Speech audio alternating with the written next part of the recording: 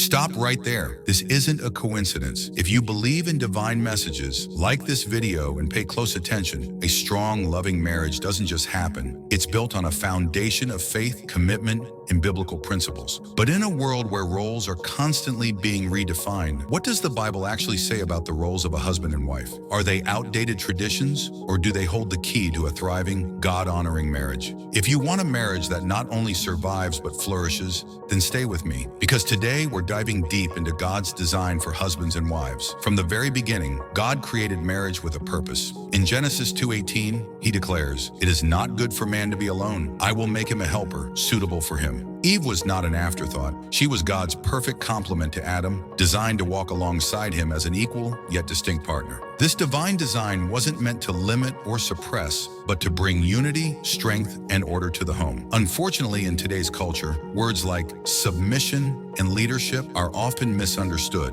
leading many to reject the biblical blueprint for marriage. But when we look at these roles through the lens of God's love, we see a picture of harmony, not hierarchy. A husband's role is one of leadership, but not in the way the world defines it. Ephesians 5:25 gives a clear command: "Husbands, love your wives, just as Christ loved the church and gave himself up for her." This is not about control or dominance. It's about sacrificial love. Jesus didn't lead the church by demanding obedience. He led by laying down his life.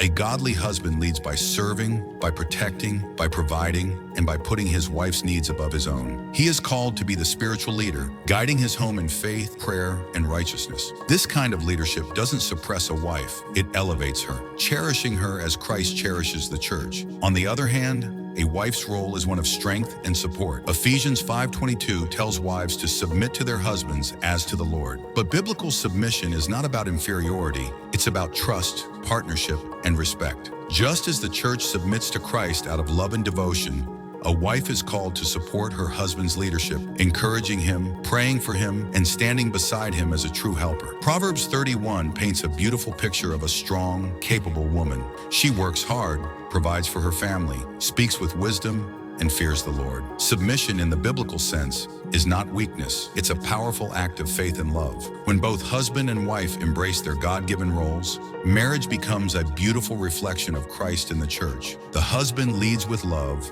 the wife supports with respect, and together they create a home built on faith and unity. It's not about who is more important. It's about working together in God's perfect design. A marriage built on biblical principles stands strong against the storms of life because it is rooted in something far greater than human strength. It is rooted in God's eternal wisdom.